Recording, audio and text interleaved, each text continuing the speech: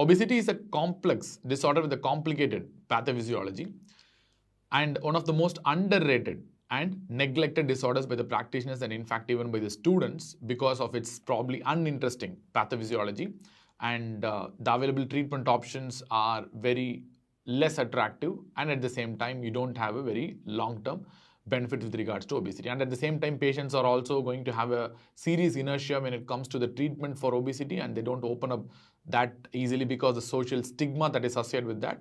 But ironically speaking, obesity is going to be one of the leading causes of your healthcare costs in the community because it's going to be related to a number of issues, right from the type 2 diabetes mellitus to metabolic syndrome, to even cardiovascular issues, renal issues, and even certain cancers, and finally even psychiatric disorders like depression and loss of self-esteem.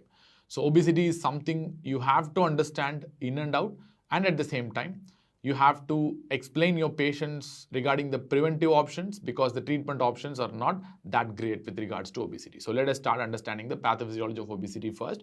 First, ask the question, what do you mean by obesity? Obesity is a problem of energy balance. For example,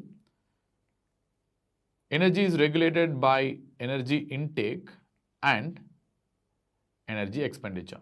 So whenever your energy intake is equal to energy expenditure, you don't generally gain weight. That's a well-known fact. Suppose if your energy expenditure is more than your energy intake, you're going to basically lose weight. And if your energy intake is more than the energy expenditure, you're going to gain weight, and that is the basis of obesity. So obesity results whenever your energy intake is grossly higher in comparison to the energy expenditure, and that's how you get an obesity. And obesity is regulated by two major players in the body. One is going to be the central regulation, and second one is going to be the peripheral regulation. The major regulator with regards to the central regulation comes from the hypothalamus. But on the other hand, the peripheral regulation comes from variety of areas within the gastrointestinal tract and from the adipocytes as well, and one of its very important hormones called leptin, which we'll be dissecting in detail in some time. So hypothalamus have a very special area within them called as arcuate nucleus. And within the arcuate nucleus, you have two interesting type of neurons. One is what we refer to as the orexogenic neurons, which constitute the orexogenic pathway. And these are the neurons whose firing will increase the food intake and reduce the energy expenditure, thereby promoting energy conservation in the body. And on the other hand, we have another set of neurons called as anorexogenic neurons, and the firing of these neurons is going to be resulting in reduced food intake and increased energy expenditure, and probably they are associated with energy depletion in the body.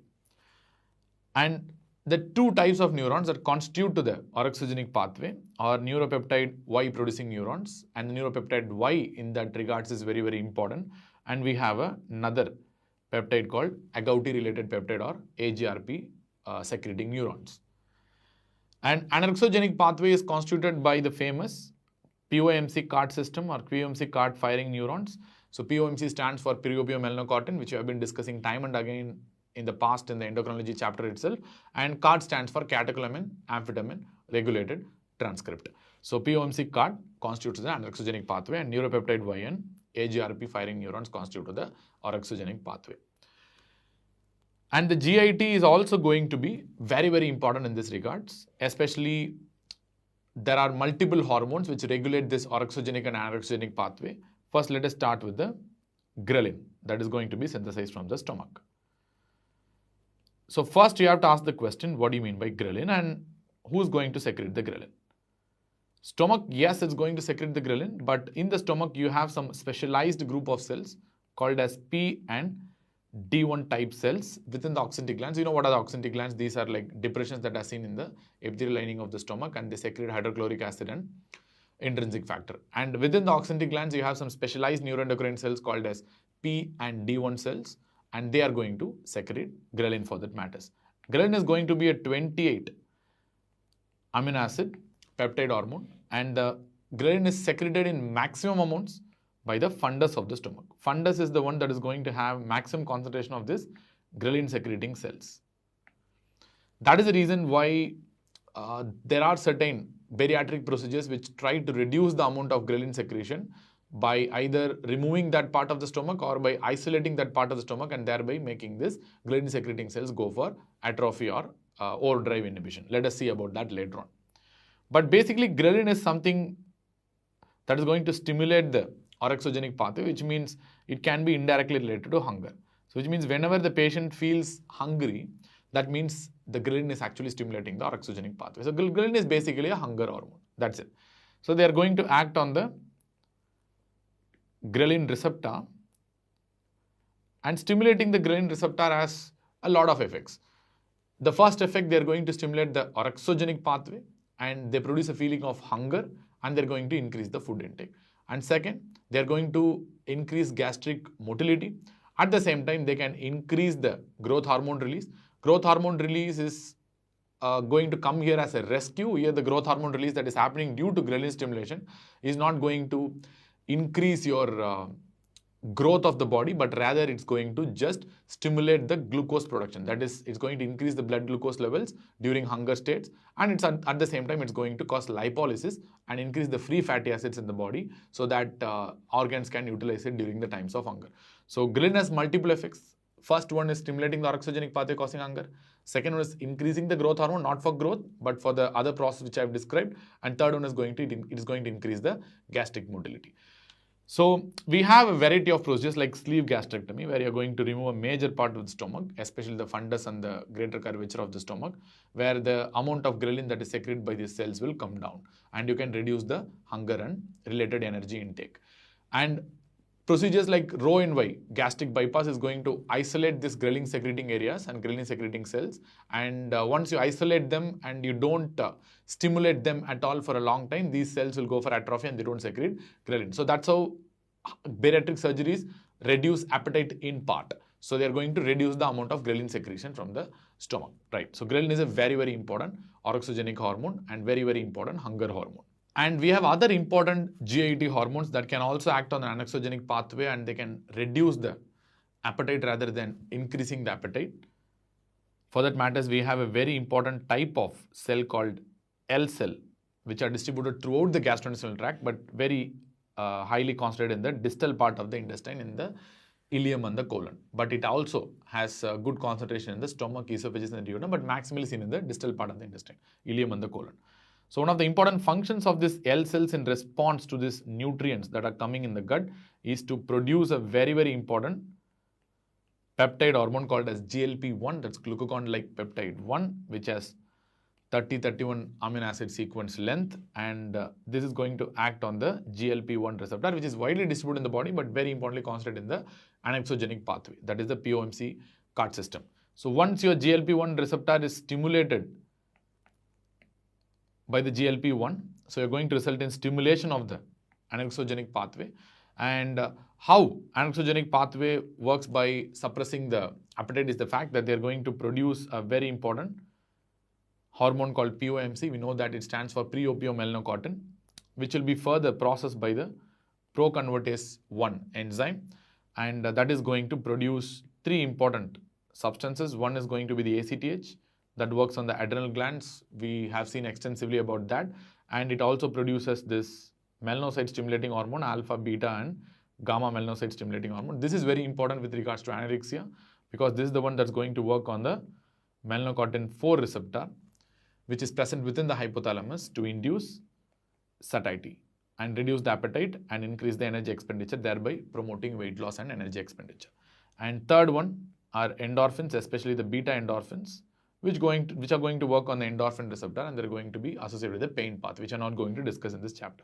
So our important receptor is going to be the MC4 receptor because this is a very important target for one of the important pharmacological drugs called seth melanotide, which we'll be discussing in some time. So this is how the orexogenic pathway is going to work. Apart from all this, GLP-1 is a very important incretin hormone. And this effect is very important with regards to diabetes, where type 2 diabetic patients will have reduced incretin effect because of GLP-1. So where it can increase the insulin production from the beta cells. And that's what we typically refer to as incretin effect, the details of which we'll be seeing in the subsequent chapters on diabetes mellitus. And at the same time, they can reduce the gastric motility. This is one way how they can increase the satiety by reducing the gastric motility. At the same time, they can suppress the appetite and increase the satiety by acting on the central nervous system as well. And L cells also produce one other important substance in the form of something called peptide YY. You have two forms of peptide YY. One is called PYY1 to 36, which is a 36 amino acid peptide hormone, and we have PYY3 to 36, as the name suggests, is a 34 amino acid peptide hormone. PYY3 to 36 is the most important because it's the most common form of PYY that is circulating in the system. At the same time, this is the one that is going to stimulate the anorexogenic pathway, which means stimulation of the peptide YY on the hypothalamus is also going to result in stimulation of the anorexogenic pathway and reduced appetite and increased satiety. But remember, this PYY doesn't work on the GLP-1 receptor, even though they are secreted from the L cells in the intestine. They are going to work on the neuropeptide Y receptors, which are a different group of receptors, which I am not given for simplistic purpose. Clear? So PYY and GLP-1 are very important, of which the GLP-1 is going to make the headlines at least for the next 3 or 4 years, because that's where we are all about in the current era. Apart from this, we have eye cells in the intestine, which are going to secrete cholecystokinin, which are predominantly concentrated in the duodenum. And CCK is also one of the important anorexogenic hormone that is coming from the GIT, which is going to stimulate the anorexogenic pathway, thereby suppressing the appetite and promoting satiety. But CCK, working on the CCK receptors is not a very prominent mechanism. That's why we're not going to discuss much in detail in this chapter. So let us conclude the pathophysiology of GIT related hormones by telling that ghrelin is a hunger hormone stimulating the appetite, and GLP-1, peptide YY, and cholecystokinin are anorexogenic hormone, and they're going to suppress the appetite and increase the satiety. Apart from the GIT, we have the peripheral control that is coming from adipocytes, and adipocytes are thought to be endocrinologically very active, and it's considered to be, in fact, an endocrine gland by many, because it secretes a variety of hormones, and one of the most important hormone is going to be the leptin that is going to come from the adipocytes. Leptin is one of the most widely studied protein in the entire obesity pathophysiology, and one of the first studies that came in the form of this leptin knockout mice, which is otherwise referred to as OB mice. They called this OB mice because it was unusually obese compared to other mice. So that is the reason.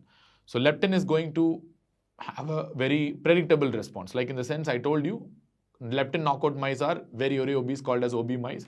So which means leptin is going to be something very, very important on the anorexogenic pathway, which means leptin is going to work on the leptin receptor on the anorexogenic pathway, and they're going to stimulate them.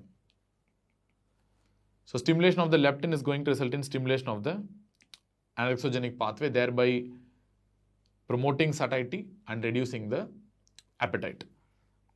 So the effects of leptin are multiple. It doesn't only relate to promoting satiety and reducing the appetite. At the same time, it is also very important for the gonadal function. Very, very important. Leptin is the one that promotes the gonadal function. So how it promotes the gonadal function is by a kisspeptin receptor mechanism. Let us discuss in detail about that. So whenever you have a good body weight, so which means your adipocytes are having a good amount of energy stores, you are having a good enough energy in the body, that will be sensed in the form of fat. Fat is a sign of good energy in the body, and the adipocytes will sense that you have a good amount of energy in the body, and they're going to produce leptin. So which means leptin is a sign of energy adequacy. It's a negative feedback control. Whenever you have enough energy, leptin is going to act on the hypothalamus in such a way to reduce the further energy intake to prevent obesity. And it's important to understand the leptin's effect on fertility. That's what we're going to discuss now. Leptin is going to work on a group of neurons called kisspeptin neurons that are present in the arcuate nucleus as well. And the stimulation of this kisspeptin neurons by leptin will result in production of kisspeptin, which is going to work on the KIS1 receptor, which is nothing but kisspeptin receptor in the gonadotropin releasing hormone neurons that is present in the hypothalamus as well. These neurons, once they are stimulated by the kisspeptin through the KIS1 receptor, they are going to produce gonadotropin releasing hormone. And obviously, they are going to work on the pituitary gonadotrophs in the anterior pituitary to produce gonadotropins like FSH and LH, which is going to result in fertility of the individual. And whenever you have reduced amount of leptin, let us assume it may be due to congenital leptin deficiency, or it may be due to inadequate energy stores in the body in the form of probably an anorexia nervosa, where you do not have a critical body weight to produce enough leptin, or probably severe malnutrition, where again you do not have enough body weight to produce enough amount of leptin, or you do not have enough energy stores in the body. So that will result in reduced stimulation of kisspeptin neurons, reduced kisspeptin production, reduced activation of kisspeptin receptor and GnRH neurons, and reduced GnRH production, reduced gonadotropins, and suppressed fertility. So that is the reason why leptin deficiency is associated with hypogonadotropic hypogonadism. So you can understand why it happens in severe malnutrition anorexia. I already explained you the phenomenon of critical body weight that is important for maintaining the fertility, especially in females, to produce proper gonadal function. That is going to be related to leptin in this regards.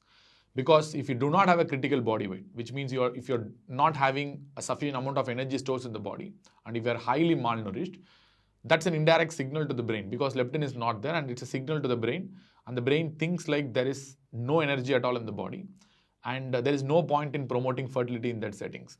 Because when you do not have an adequate energy store for yourself, how can you donate energy to the child in the form of childbirth and producing fertility and wasting so much of energy in fertility? That's why brain tries to suppress the fertility. Clear? So that's how it works. And leptin deficiency. So let us see what are the effects of leptin deficiency. Before that, let us see the other effects of leptin apart from gonadal function. It promotes proper immunological function by promoting the production of T and B cells, as well as promoting the function of B and T cells. So in leptin deficiency, there will be reduced number and function of B and T cells, and it's also going to increase the lipolysis. So that is also the reason why leptin therapy is very effective for congenital lipodystrophy syndromes. So what will happen in patients who are having congenital leptin deficiency? So the effects can be studied in the laboratory through something called a leptin knockout mice, and they are called as OB mice. As the name suggests, they are called as OB mice because they are extremely obese. That is because they have an uncontrolled appetite, because there is no leptin to control the appetite, and they are going to have no satiety at all. They keep on eating, and coupled with that, they will be severely hyperphagic, seriously hyperphagic. And they'll be having seriously suppressed activity. In the laboratory, you can see these mice will be very, very lazy, and they won't do anything at all. They'll be just eating, sitting in a place. And they're going to have increased chances of infections. Thereby, infection is one of the very important cause of death in these mice. And the same thing will be translated in patients who are having leptin deficiency, congenital leptin deficiency as well. They will be obese. They'll be having increased appetite with reduced satiety, and they'll be hyperphagic, and at the same time they'll be having reduced activity and reduced lipolysis, and that is also the reason why they are obese, and they'll be having increased predisposition to infections. But surprisingly, leptin deficiency is not associated with suppressed growth. They'll be having a normal linear growth, which all of these things we'll be discussing in some time under the heading called monogenic obesity. Fine. Apart from all these things, adipocytes are endocrinologically extremely active, which led to the fact that adipocytes are endocrine organs, and they're going to produce a variety of substances called adipokines.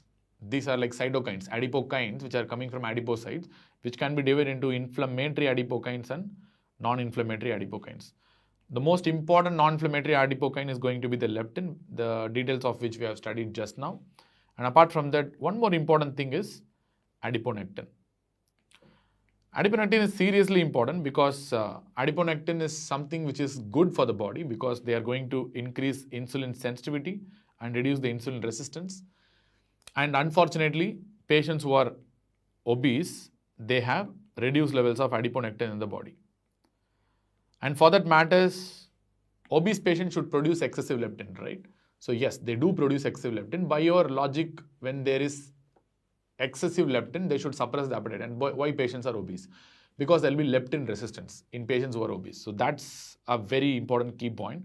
Patients who are physiologically obese, Those are having a sedentary lifestyle, leptin tries to do all these things, but there will be, you can imagine like a poor will of these patients, and there will be resistance at the hypothalamic level. So these patients will have leptin resistance, and they will be having high levels of circulating leptin in the body because they are obese. Obviously, the leptin production will be proportional to the fat mass in the body. So obviously, they will have excessive leptin, but because of the leptin resistance, so they will not be working properly at the central nervous system and the peripheral level. Similarly, adiponectin is a very important protective adipokine, which is going to improve the insulin sensitivity and reduce the insulin resistance. At the same time, it can promote a bit of lipolysis as well. And at the same time, it can work by reducing the pro-inflammatory cytokines as well, which means it's going to be anti-inflammatory to an extent. So it's a very important protective cytokine, but in obese individuals, unfortunately, it is lesser in number. Currently, researches are going on to improve the levels of adipokines in obese individuals, which can be protective. And third one is resistin. This is not a good one. It's going to increase the insulin resistance. And we have visfatin and glucocorticoids. Glucocorticoids also can be produced by adipocytes, because adipocytes have excessive expression of a very important hormone called 11-beta-HSD1, not 11-beta-HSD2, which actually converts cortisone to cortisol. So that is the reason why they can produce active glucocorticoids. And they can also generate free fatty acids, which are a very important cause of your elevated triglycerides in the blood, and at the same time, it's very important for visceral adiposity and organ-related fat deposits, which we'll be discussing in some time. And what are the inflammatory cytokines? Inflammatory adipokines that are produced by the adipocytes include tumor necrosis factor alpha, IL-6, C-reactive protein, plasminogen activator inhibitor 1, PAI1, and angiotensinogen. All these are bad, and they are produced in excess in terms of obese individuals. And that is the reason why there was a common dictum that obesity is an inflammatory condition. Obesity itself is a pro-inflammatory state. You have to be very clear about that. So having said about the leptin effects on the anexogenic pathway, we also have to know about the leptin effects on the orexogenic pathway. So obviously, once the adipocytes produce the leptin,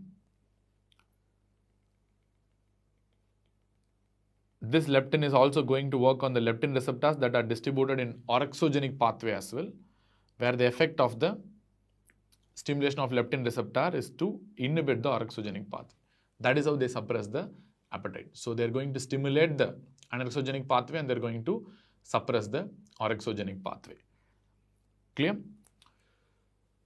Apart from that, we have certain additional systems within the central nervous system. So that's how we have described the hypothalamic areas that are going to control the appetite and satiety. But we also have the nucleus accumbens, and we also have the prefrontal cortex, which are also important partly in regulating the appetite and the satiety. So prefrontal cortex is predominantly regulated by a very important neurotransmitter called dopamine. And this effect of dopamine on the prefrontal cortex is very important because it establishes the control, which means whenever even you have a tendency to have a food, but through your prefrontal cortex, you'll have a strong inhibition that, okay, I'm a little bit putting on weight, so let me not have this high calorie food for now. So let us omit that. So that is coming from the prefrontal cortex, that kind of control on the food, to inhibit the intake of food, to have a good, like a voluntary control. You need this prefrontal cortex, and the most important neurotransmitter in that regards is dopamine, which establishes the control in the prefrontal cortex. And nucleus accumbens is again a very important one. Nucleus accumbens neurons are very important for controlling the liking of the food, liking and the wanting on the food, which means these are going to be involved in reward pathways. Reward means they can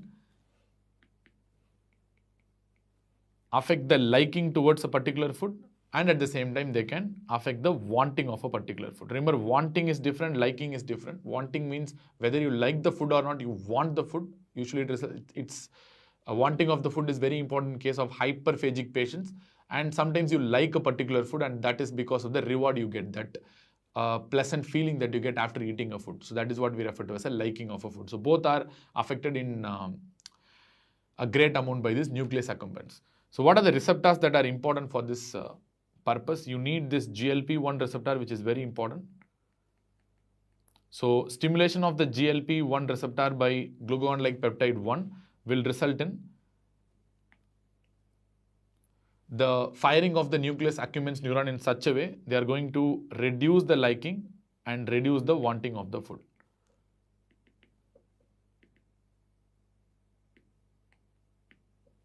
Reduce the liking and reduce the wanting of the food. Similarly, you have certain other type of receptors called mu-opioid receptors, which means the endogenous opioids can act on this mu-opioid receptors, where action of this mu-opioid receptors on the nucleus accumbens neurons will result in increased liking of the food and increased wanting of the food. So that is how your GLP-1 receptor agonists also work in this way. They also reduce the liking and the wanting for the food. They reduce the food craving. So that is how they reduce the weight. That is how they provide satiety and reduce the appetite.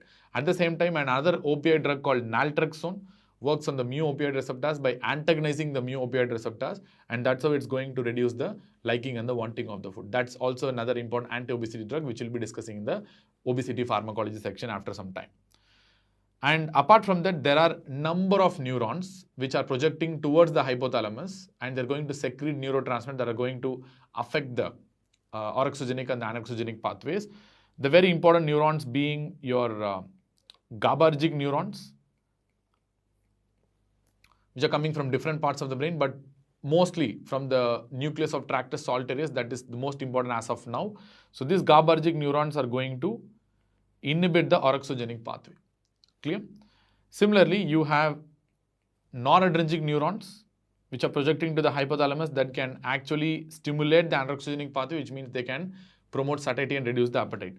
And at the same time, you have certain serotoninergic neurons that produce serotonin, which are going to act on the serotonin receptor, very importantly the classic 5-HT2C receptor, which is very important with regards to obesity, because stimulation of this receptor will result in stimulation of the anoxygenic pathway and resulting in reduced appetite and increased satiety and increased energy expenditure. And we had a very good drug in the form of lorcaserin that stimulated the 5-HT2C receptor and thereby stimulated the anoxygenic pathway, PMC card pathway, thereby promoting satiety and reducing the appetite. But this drug was actually banned from the market because of its tumorogenic side effects, because studies showed that it increased the risk of developing certain cancers like pancreas, colon and lung cancer. So it was banned. Right now, FDA has withdrawn its recommendation on lorcaserin, which is a 5-HT2C receptor agonist. And there was a third system that was often thought to be very important in the form of endocannabinoid system, because they found out a group of receptors called cannabinoid receptors that was widely spread throughout the central nervous system as well as the peripheral areas in the peripheral nervous system. So stimulation of the cannabinoid receptors results in activation of this endocannabinoid system, which resulted in increased food intake and which means increased appetite, and they also result in reduced satiety and reduced energy expenditure as well. So a drug that can block the cannabinoid receptors must be useful because they can reduce the food intake and they can promote satiety.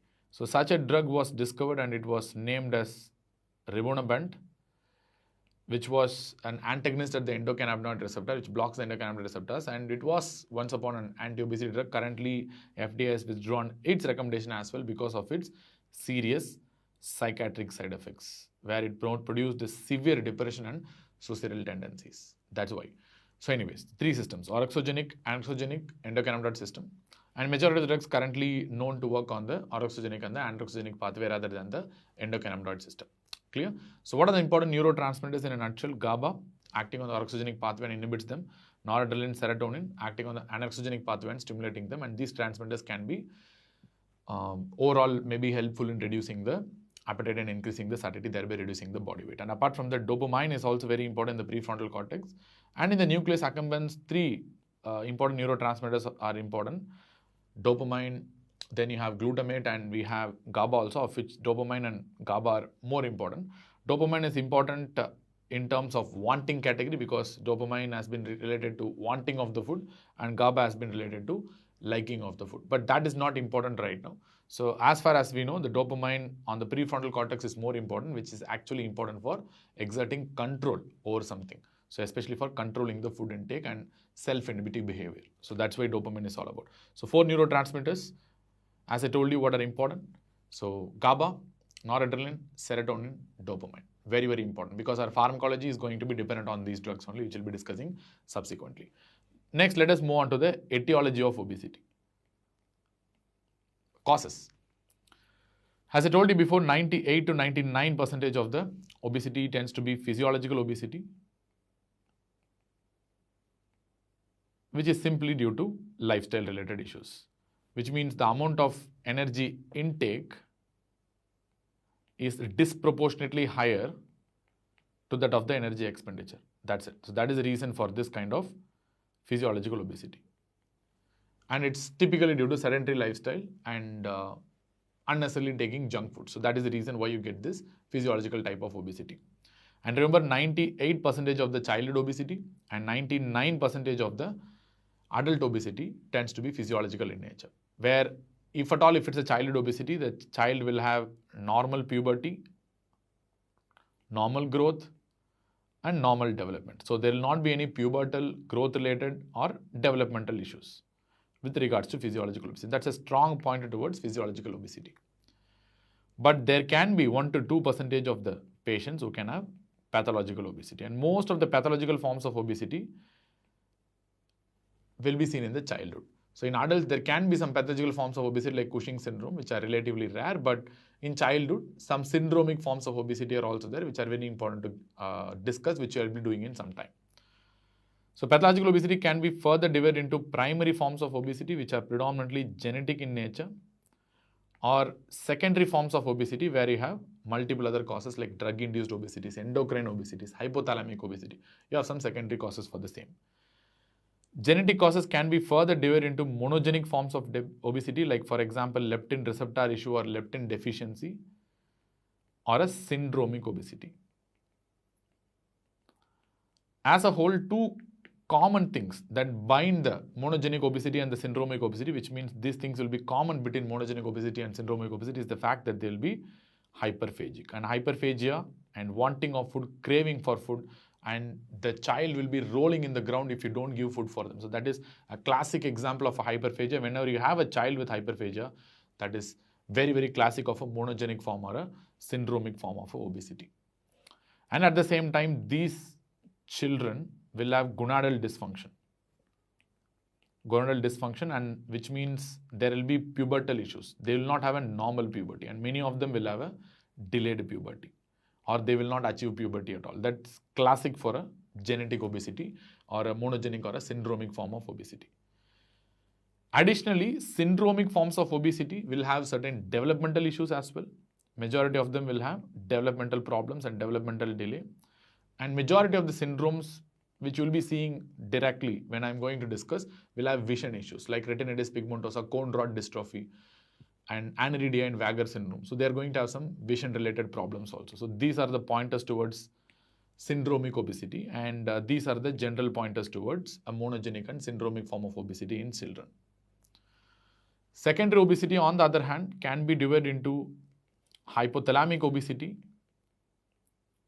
or drug-induced obesity, or probably an endocrine obesity. Endocrine obesity. So endocrine obesity is important for adults as well, and drug-induced obesity is also important for adults, but all are important for children. So endocrinologically, obesity can be due to Cushing's syndrome, which is very common in adults compared to other endocrinological forms of obesity. Hypothyroidism, and we have to have enough discussion on hypothyroidism as well as a cause of obesity. And to be honest, hypothyroidism is not a very important cause of obesity. And often, whenever the TSH is marginally elevated, any practitioner or a student immediately thinks that the reason for obesity is elevated TSH. Please understand the fact that obesity, which is physiological itself, can increase the TSH production because their body's metabolic rate demands more TSH and more thyroid hormones. That's all. Because they have more body mass, their metabolic demands are more, and that is the reason why hypothalamus releases more TSH, and this is what we refer to as altered thyrostatus, where you'll have a marginal elevation of the TSH, which is actually an effect of obesity rather than a cause of obesity. So unless and until TSH is more than 10, don't take this TSH as a very important cause of obesity. Clear? And need not treat this TSH unless and until TSH is more than 10 in an obese individual. Please understand that. So hypothyroidism is often a maligned cause of obesity rather than a true cause of obesity. We have a lot of drugs that cause obesity which we have to discuss. Number one being obviously the glucocorticoids, which can produce weight gain and obesity, significant obesity in fact. And what are the alternatives? You have to tell the alternatives as well to avoid this glucocorticoid-induced obesity in the form of probably a sparing agent like mycophenolate mofetil or azathioprine, which means these drugs form as a substitute for glucocorticoids to provide immunosuppression. Or you can prefer a low-dose glucocorticoid. Again, this needs a sparing agent, especially in rheumatological diseases like SLE and rheumatoid arthritis, where you might be needing a long-term glucocorticoid use. Or probably you can prefer a local route if at all, if possible. Especially this is true in COPD bronchial asthma patients. These are the ways to ameliorate the glucocorticoid-related obesity. It can be due to a variety of antipsychotic drugs, and clinically relevant antipsychotics that produce severe obesity are clozapine and olanzapine. Both are atypical antipsychotics. And obviously, you have to suggest an alternative for the same, probably in the form of ziprasidone. Ziprasidone is another antipsychotic alternative to this clozapine and olanzapine in morbidly obese individuals, where it can actually reduce weight. The antipsychotic-related weight gain can be ameliorated by ziprasidone. Technically speaking, olanzapine is the drug that produces maximal weight gain among all the antipsychotic drugs. And antidepressants per se can produce weight gain and obesity. This is very true with regards to certain drugs like paroxetine and amitriptyline. They can produce a decent amount of weight gain, but in patients with obesity, this is not a very good choice. So the alternatives will be fluoxetine and sertraline, which can promote some amount of weight loss. So in obese individuals, prefer fluoxetine or sertraline as a antidepressant. And some anti-epileptic drugs can promote weight gain. Anti-epileptic drug promoting weight gain, the first drug you should think is always valproate, which can induce metabolic syndrome and even PCOS in susceptible females. So valproate on the long run is very dangerous, highly heparotoxic as well. So valproate is a very effective and broad spectrum anti-epileptic drug, but at the same time it has its own side effects, especially in the form of weight gain, which is very important. And carbamazepine also can produce a serious weight gain. And the alternative for that is going to be topiramate. And please understand that topiramate is a FDA approved drug along with phentermine to actually produce weight loss. It's an anti-obesity drug, along with zonisamide and to a small extent with lamotrigine. All this can promote a little bit of weight loss. And topiramate, it can produce a significant amount of weight loss to an extent that it is promoted as an anti-obesity drug rather than an anti-epileptic drug. Clear? And topiramate and zonisamide are also weak carbonic anhydrase inhibitors, which also has its own usefulness in different settings as a carbonic anhydrase inhibitor. We'll discuss about that later on. And certain diabetic drugs also can produce obesity in the form of insulin therapy, sulfonylureas, meglitinates, especially secretagogues can produce obesity. And this can be tackled by using other drugs which does not produce obesity, like incretin-based therapies, especially GLP-1 receptor agonist produces significant weight loss rather than obesity. So GLP-1 receptor agonists like liraglutide, then you can use DPP-4 antagonists, SGLT2 inhibitors can produce a modest weight loss. So you can prefer alternative drugs as far as diabetes is concerned, with the details of which we'll be discussing in some time.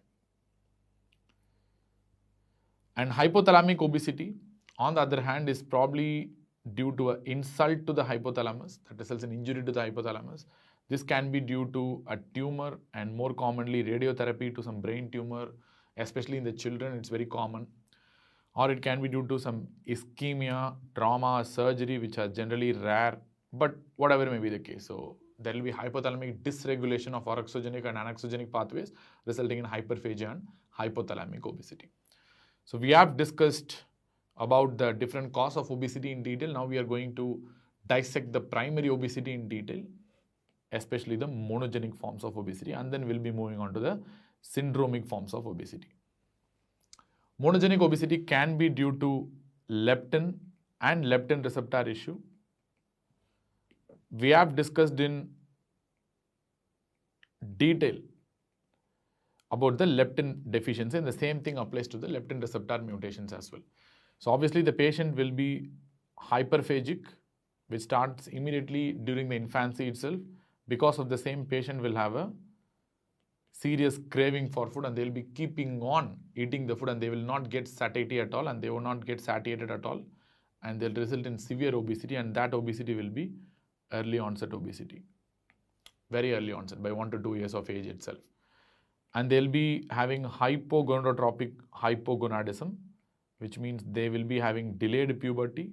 At the same time, they'll be having increased risk of developing infections because of the poor B and T cell function, as well as there will be reduced number of B and T cells in these individuals. And at the same time, they'll be having a normal linear growth. This point again I have mentioned during the leptin discussion itself. They do not have any problem in the linear growth, but they will have serious problems in the gonadal function. And patients can have MC4 receptor mutations. MC4 receptor is very important for anexogenic pathway. Because of the same, patients once again will be hyperphagic because you cannot produce satiety without MC4 receptor, and because of the same they develop obesity and its related complications like metabolic syndrome, hyperinsulinism, insulin resistance, and along with that they will be having hypogonadotropic hypogonadism, and they might be having tall stature as well. This is something which is difficult to explain. They might be unusually tall. That is very characteristic of actually a MC4 receptor mutation, unusually tall. Number 3, you might be having problem in POMC, that is pre-opio melanocortin synthesis, or POMC mutations.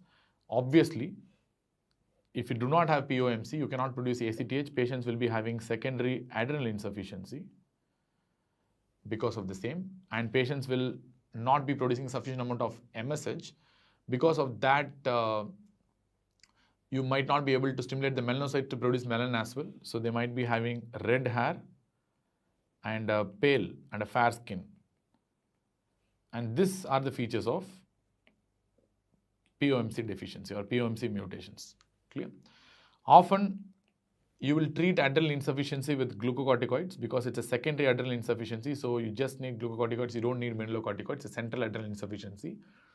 So once you treat with glucocorticoids, they develop significant obesity. They will be having hyperphagia, all right, but without proper adrenal function, they will not gain weight at all. So they might be thin initially. So once you start with glucocorticoid therapy, they might go for significant obesity because of the hyperphagia.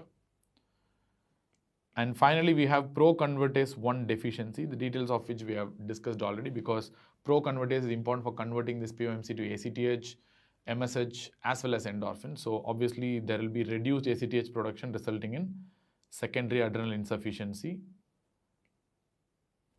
At the same time, they will be having hyperphagia and obesity. Most often, this hyperphagia-related obesity will be manifested after starting treatment with glucocorticoids. And they'll be having hypogonadotropic hypogonadism, which means they'll be having a delayed puberty, which is quite expected in any syndromic and monogenic forms of obesity. And finally, more importantly, they'll be having diabetes mellitus because of poor insulin production. As I told you before, proconvertase 1 is very, very important for converting proinsulin to insulin. So if you do not have proconvertase 1, you cannot convert proinsulin to insulin. You'll have a high circulating amount of proinsulin, but you do not have sufficient insulin. Proinsulin has 5% activity to that of insulin, but still it's not sufficient to replace insulin. So you might end up with developing a diabetes mellitus in these patients, so which is fairly important. So these are the 4 monogenic forms of obesity: leptin and leptin receptor mutations, where your clue will be increased infections, very commonly towards leptin receptor mutations, and MC4 receptor mutations. This tall stature will be the clue in exam, And POMC deficiency, red hair and pale skin will be the clue. And diabetes, secondary adrenal insufficiency and obesity will be the clue for proconvertase 1 deficiency in exam. So these are the monogenic forms of obesity. Now we will be moving on to the syndromic forms of obesity. We have a variety of syndromes under this heading, but nothing is more important than our Prader-Willi syndrome, which is very important from endocrinological perspective, which is very important from pathological perspective, genetic perspective, and pediatric perspective. It can be asked in any heading in the exams. And Prader-Willi families are common in India. And one of my friends' own brother had Prader-Willi syndrome, who expired 2 months back. And Prader-Willi syndrome is very, very important question for exam. And the underlying genetics is too crucial with any exam in the world. So let us understand genetics first. So why genetics is important? Because it is one of the first diseases to explain one of the important phenomena in genetics called genomic imprinting. So what do you mean by genomic imprinting? It is defined as something called the sex-specific or parent of origin specific genetic expression, which means certain genes which are maternal origin can be expressed or silenced, and certain genes which are paternally derived can be expressed or suppressed. So that is what we refer to as genomic imprinting in short. So even though you don't understand this properly, let us understand it better by understanding Prader-Willi syndrome. We know Prader-Willi syndrome is due to problems in the chromosome number 15 in the long arm in the specific region called 11 to 13, so which is very important. So let us understand that. So let us first draw the chromosome number 15 in the normal individual. So chromosome number 15 is submetacentric, which means it's going to have a short arm and a long arm. So short arm will be naturally called as P arm and long arm will be naturally called as Q arm, and let us assume this is a paternally derived chromosome number 15, and on the right side I am drawing the maternally derived chromosome number 15. And we know in the long arm of chromosome number 15 there is a region called 15q11 to 13 which contains the critical area for Prader-Willi syndrome. That's called a Prader-Willi syndrome critical area, or simply Prader-Willi syndrome gene, which is often referred to as a SNRPN gene. Clear? SNRPN, SNRPN gene. What really happens is the fact that the maternally derived Prader-Willi syndrome gene, that is the SNRPN gene, will be inactivated. How they will be inactivated? By doing something called a DNA methylation. Because they do DNA methylation, this gene will be inactive if it is coming from the maternal side. So remember the fact that it doesn't happen after the zygote formation. This inactivation happens even before the zygote formation during the oogenesis itself. During the formation of oocyte itself, this maternally derived Prader-Willi syndrome gene will be inactivated in the chromosome number 15. And who is directing this to be inactivated or not to be inactivated? By a very associated close by area called as imprinting center. It's present very close to the SNRPN gene called as imprinting center, and that is what is going to direct whether it is to be methylated and inactivated or unmethylated and active. So final nutshell, so the Prader-Willi syndrome gene, that is SNRPN gene, that is obtained paternally will be active, and the Prader-Willi syndrome gene or the SNRPN gene that is obtained maternally or inherited maternally will be inactive, and this is what we refer to as genomic imprinting, which is a normal process. The Angelman syndrome gene, that is UBE3A, is exact reverse, where it is close to the Prader-Willi syndrome gene only, but the maternally derived one will be active and the paternally derived one will be inactive and it will be methylated. So that is with regards to Angelman syndrome gene, UBE3A. We are not going to discuss about Angelman syndrome in this chapter because it is unrelated to obesity. At the same time, if you understand Prader-Willi syndrome, you are going to understand Angelman syndrome as well. Clear?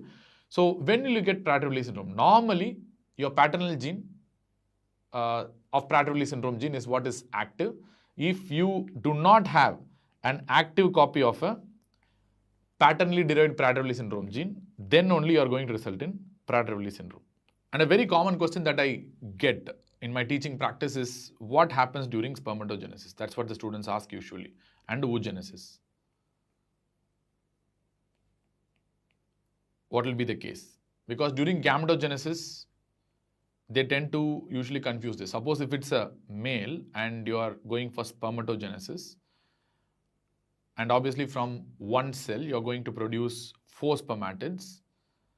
And spermatids means they will be containing haploid number of chromosomes. So let us assume these are chromosome number 15 and they'll be having only one copy of chromosome number 15, which means they are haploid. And how can they produce haploid sperms and spermatids? That is by doubling the genetic material, which means the paternally derived genetic material also will be doubled by 2 and maternally derived material also will be doubled by 2. So now you have 4 chromatids and that will be divided by 4 and that will be equally spread into 4 spermatids. And this is the process of meiosis 1 and meiosis 2, which I'm not going to discuss, but still you have to be understanding this. So these are the spermatids and each contain one copy of chromosome number 15. And you will be knowing that all this chromosome number 15 in the sperms and spermatids will be containing the SNP gene. There's no doubt about that. Whether they will be methylated or they will be unmethylated.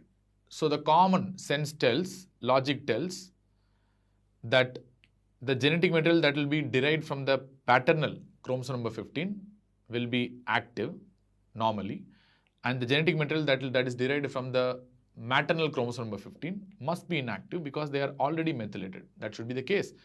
But what if I tell all the chromosome number 15 present in the spermatids, irrespective of whether it comes from the paternal side or maternal side, will have a active SNP gene and Prader-Willi syndrome gene. Why? Because they tend to erase the methylations during spermatogenesis. Even if it is a maternally derived SNP gene which is already methylated, but during the spermatogenesis process, they tend to erase these methylations and make all the spermatids contain an active Prader-Willi syndrome gene and a SNP gene. Very, very important process. Similarly, the exact reverse happens in females during oogenesis. Obviously, secondary oocyte is something like a spermatid only. And secondary oocyte means it has undergone meiosis 1 as well as meiosis 2. And all of this will be containing the SNP gene as well. So let us assume this is the chromosome number 15 and all of this secondary oocyte derived chromosome number 15 will be having this SNP gene and Prader-Willi syndrome gene. But whether they will be methylated or unmethylated, again by logic, you should understand that since 2 of these are derived from your paternal SNP gene and 2 are derived from maternal SNP gene, naturally you should think like 2 should be methylated and 2 should be unmethylated. But it's not the case. During oogenesis, all the SNP gene will be methylated and they will be inactive. This is a very crucial step, which means during oogenesis, they will add methylations even if the Prader-Willi syndrome gene is paternally derived. So that will be also methylated, which means they make sure that all the secondary oocytes having this chromosome number 15 and associated SNP gene will be inactive. So this is needed because during the process of zygote formation and fertilization, one copy of chromosome number 15 will be coming from the father and one copy of chromosome number 15 will be coming from the mother, that is from the oocyte. So this makes sure that paternally derived SNP gene will always be active and the maternally derived SNP gene will be inactive. Any defects in erasing the methylations also can result in Prader-Willi syndrome in a phenomenon called epimutation, which we'll be discussing in some time. So this is really, really important process. This is what happens during spermatogenesis and oogenesis. During spermatogenesis, they erase the methylations and during oogenesis, they add methylations even if it is paternally derived. And make sure during spermatogenesis, all the Prader-Willi syndrome gene are active and during oogenesis, they make sure all the Prader-Willi syndrome gene are inactive and methylated. So what are the basic genetics? So what are the reasons, causes of Prader-Willi syndrome, which you can understand from genetic perspective? First one is the deletion. Deletion of the Prader-Willi syndrome gene of paternal Prader-Willi syndrome gene, which is the most common cause, accounting for 74% of the cases of Prader-Willi syndrome. So that's what is described in this figure.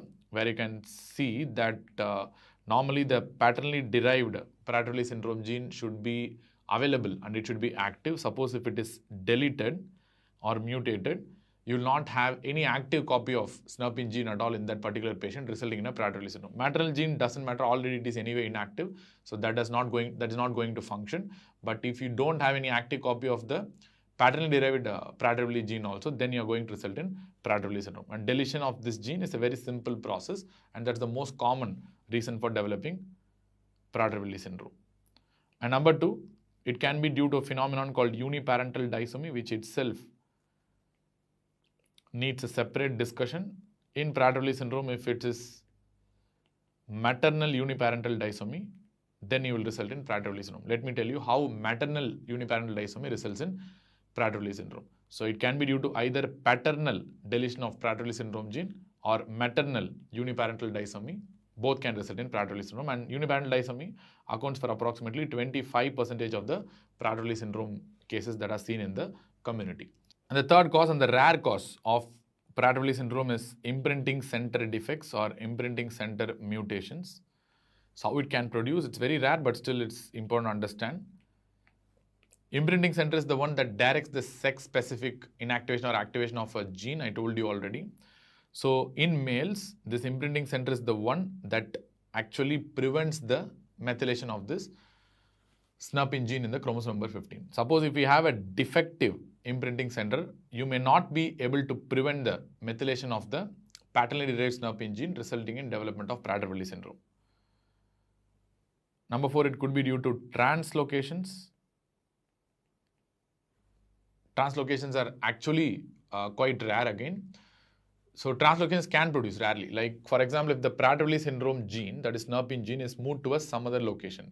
Now the imprinting center will search for the Prader-Willi syndrome gene, but there is no SNP gene there, and this new location for the SNP gene may not be so good for it, and it can be methylated there because there is no imprinting center to prevent the methylation of the paternally derived SNP gene in a new location. So translocations can produce Prader-Willi syndrome rarely.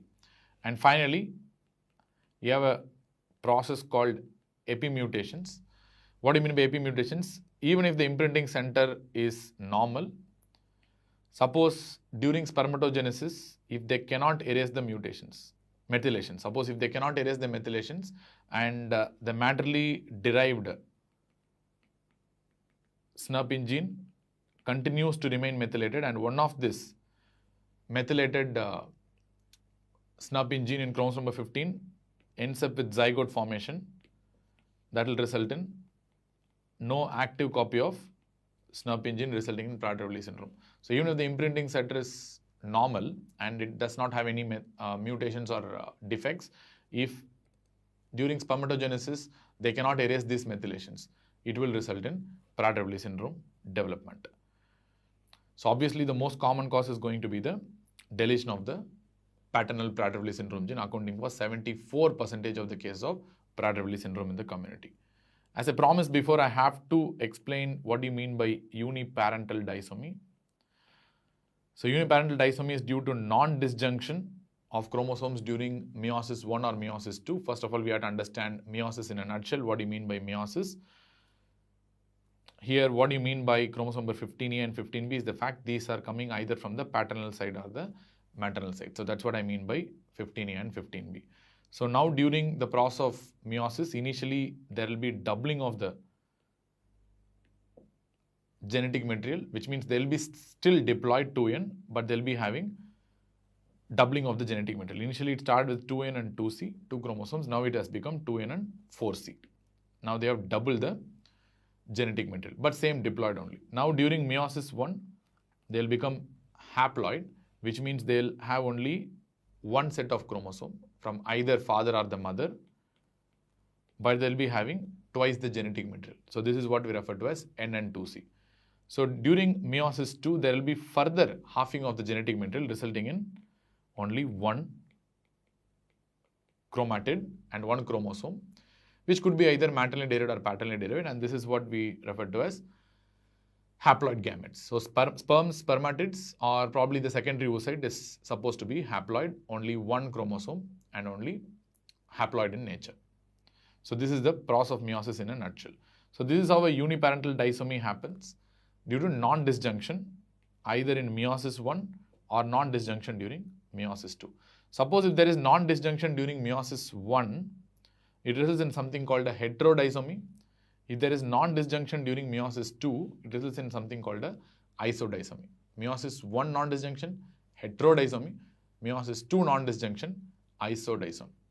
So how is that happen? So as I told you, you will have 2N and 4C genetic material, but later on it should divide into haploid. So N and 4C, N and 2C, N and 2C into 2 daughter cells. But if that doesn't happen and all the genetic material is shunted to a single cell and the other daughter cell is not receiving any genetic material at all, so the remainder of the gametes also will not receive any genetic material. So during normal meiosis 2, it will be halved again. Now you can see there are twice as much as genetic material in the 2 resulting daughter cells and 2 gametes compared to the other 2 gametes which are not having any genetic material at all. So which means, technically speaking, with regards to chromosome number 15, they're having 2 chromosome number 15, not 1 chromosome number 15, they're having 2 chromosome number 15. During fertilization, the sperm will carry another chromosome number 15, which means you are ideally resulting in trisomy 15. But this trisomy 15 is incompatible with life. So there will be a process that will be happening called as trisomy rescue, where one of the chromosomes will be deleted, either maternally derived or paternally derived. Doesn't matter, they will be deleted. So in this case, let us assume there will be loss of paternal chromosome, which will be deleted and it will be lost in order to survive because it gives a survival advantage. So obviously it will happen and they will delete that paternally derived chromosome number 15. So you are having now 2 chromosome number 15. Both are coming from the mother. Both chromosome number 15 are maternally derived. Clear? Which means both the SNP genes in this chromosome number 15 will be methylated. Obviously during oogenesis, it is supposed to be methylated and both are derived maternally here and both will be methylated obviously and both will be inactive, resulting in the development of Prader-Willi syndrome. Same thing happens due to meiosis 2 non-disjunction also. Same process, exactly same. You will have trisomy rescue, loss of paternal chromosome, and in this condition also, both chromosome number 15 will be maternally derived and both will have inactive SNP gene because of methylation during oogenesis, and hence it will result in Prader-Willi syndrome. And what do you mean by isodisomy and heterodisomy? So it's quite simple. Now let us assume from the zygote's perspective. From the zygote's perspective, mother's chromosomes are coming either from the grandmother or the grandfather. You can understand like that, even though it's not the perfect way of explanation, but still you can understand. It's coming from either grandmother or the grandfather. And finally, you will have 4 daughter cells that is having the grandmother's as well as the grandfather's genetic material. So 2 will be having grandfather's genetic material with some recombination and 2 will be having grandmother's genetic material with 2 recombination. This is the mother's oocyte. But in this case, what's happening is the fact that they're having only mother's genetic material, no father's genetic material at all. But one is having grandmother's genetic material, another one is having grandfather's genetic material, and thus forming a heterodisomy. Whereas if there is a non-disjunction at meiosis 2, they'll be having both chromosome number 15, which are maternally mother derived, no father derived chromosome number 15, but it could be either grandfather or grandmother, or it could be completely grandmothers, which will be coming from one of their grandparents. So this is what we refer to as a isodisomy. If you go through the diagram once again, you will be understanding in a much better way.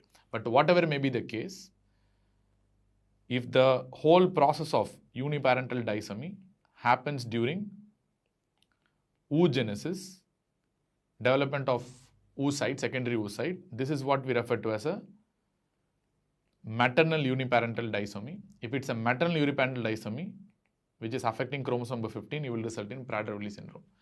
The same exact thing, you can put it in Angelman syndrome if you want to understand. If the same uniparental disomy, but if it happens during spermatogenesis and you don't have any maternal derived material at all, you have entirely paternal material, in that case you might result in Angelman syndrome. Clear? Exact opposite. If it's a paternal uniparental disomy, affecting chromosome number 15, you will result in Angelman syndrome. If it's a maternal uniparental disomy affecting chromosome number 15, you might result in Prader-Willi syndrome. So clear? So this is what we refer to as a uniparental disomy. Again, once again, I'm telling the fact that either paternal deletions of SNP gene or maternal uniparental disomy can result in Prader-Willi syndrome. Let us move on to the clinical features of Prader-Willi syndrome, which are equally important right now. So the first feature starts in the newborn period itself, where these newborns will be hypotonic, and one of the very important differential diagnoses for floppy infant syndrome or a floppy baby syndrome. And over time, they will be going for poor feeding. It's very difficult to feed these children. And because of the same, they'll be having failure to thrive as well. And once they become a little aged and they reach the childhood or adolescent phase, they'll be having a voracious appetite, and it's very difficult to control their appetite, and they'll be going for hyperphagia. And hyperphagia will be resulting in severe obesity, which starts usually around 2 to 3 years of age itself. And this will result in a lot of obese-related complications like metabolic syndrome, type 2 diabetes, dyslipidemias, and probably obstructive sleep apnea. Obstructive sleep apnea is a very, very important problem in Prader-Willi syndrome patients, because many of these patients will be short, and you're going to use growth hormone therapy to improve the height of these individuals. And if you use growth hormone therapy, this obstructive sleep apnea may terribly worsen, and it might even cause death of the individuals. That is the reason why this OSA has a therapeutic relevance with regards to growth hormone therapy. And why hyperphagia, we really don't know.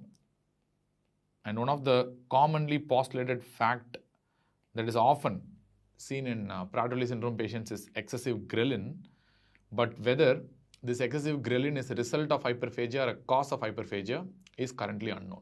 But anyways, many of these Prader-Willi syndrome patients tend to have excessive ghrelins, and you can imagine that is the reason why they have uncontrolled hunger, and they'll be having a constant tendency to be wanting the food, and they'll be having that voracious appetite all the time. Number 2, there are some classic facial features that we'll be seeing in Prader-Willi syndrome patients, like very classically almond-shaped eyes,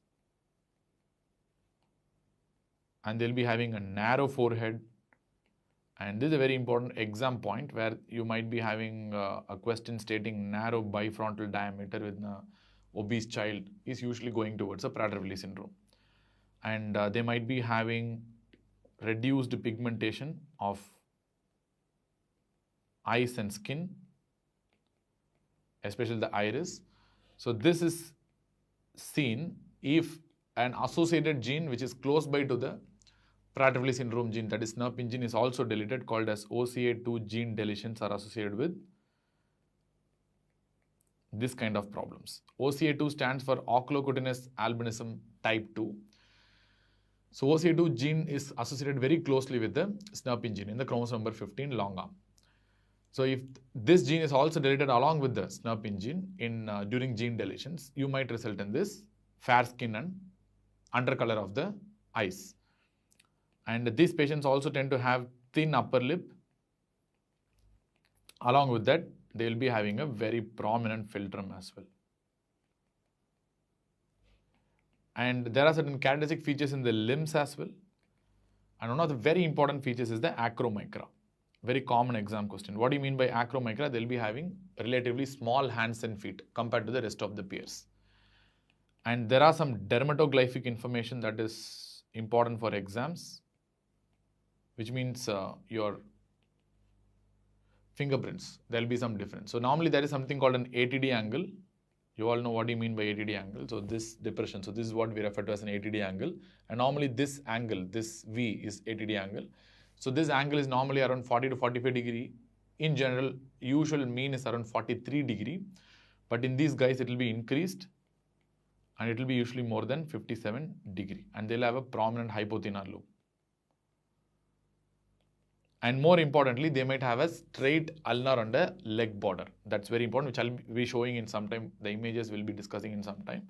So right now, trust me and write, it's a straight ulnar border, which is a very important point as well. And these patients will be having some skeletal problems like short stature, very classic. That's why we are going to treat them with growth hormone therapy. And they will be developing scoliosis over a period of time.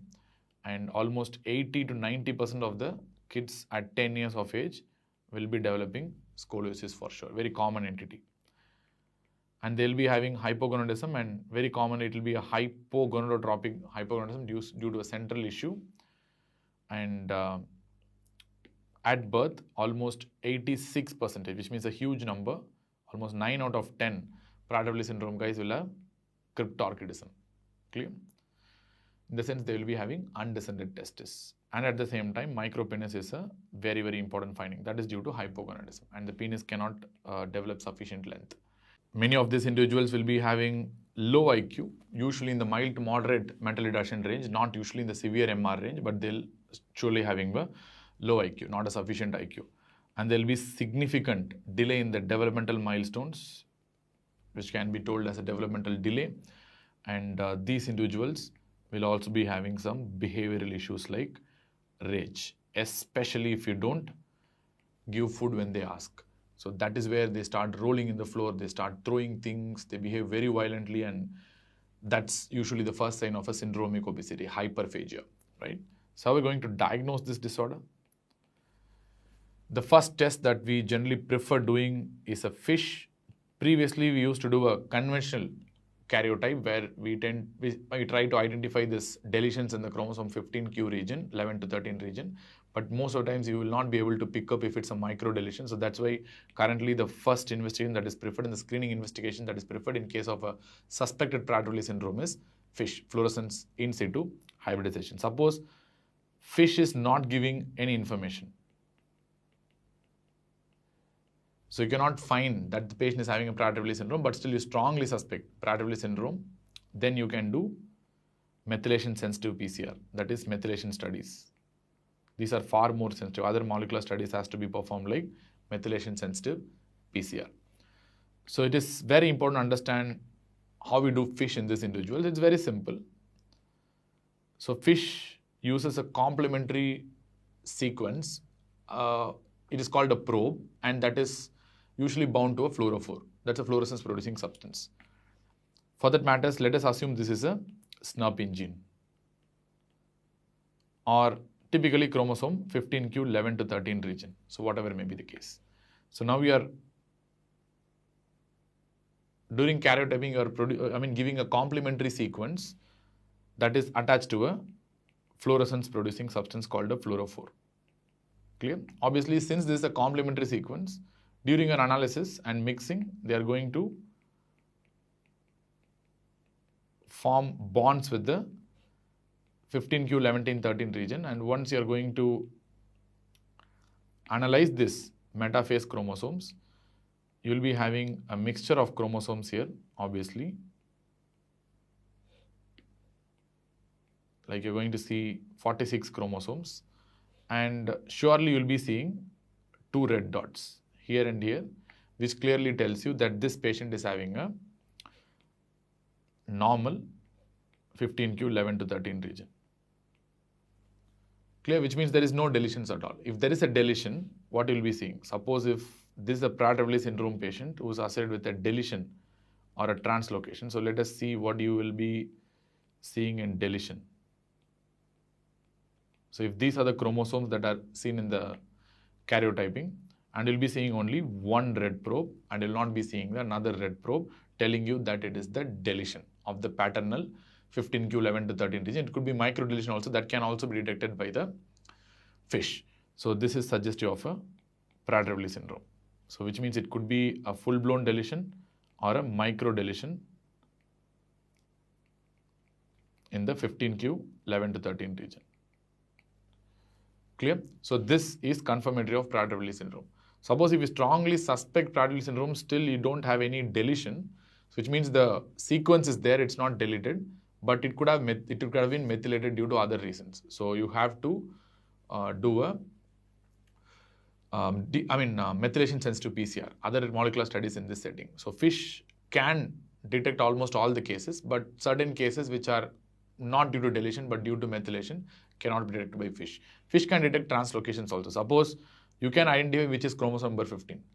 So if you see this same probe in a X chromosome or a Y chromosome, that tells you that it is a translocation. So fish can identify both deletions as well as translocations, not an issue.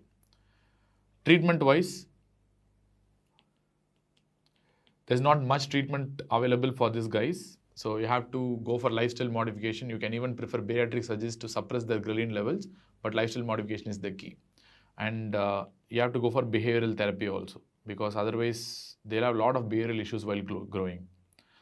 And growth hormone therapy can be used because these individuals will be short. For height-related purpose, you can use growth hormone therapy, but be very careful. The OSA might worsen, and it might even cause death in these individuals after starting the growth hormone therapy. You have to be very keenly monitoring for this side effect, so be very careful. Fine. Apart from that, is there any inheritance pattern here? Most of the Prader-Willi syndrome patients will be developing disease as a result of sporadic mutations. It's not inherited. Rarely they can be inherited. And if they are inherited, they will be following that imprinting pattern of inheritance. And this imprinting is not a classic Mendelian inheritance. It's not going to follow your Mendelian inheritance pattern, and it's a non-Mendelian inheritance. Which means only fathers can transmit the disease, mothers will be carriers. Fathers only can transmit, the affected fathers only can transmit the disease, and mothers will be only carriers. Mothers cannot transmit the disease to the offsprings. They can transmit the genes, defective genes, which means they are carriers, but they cannot transmit the disease.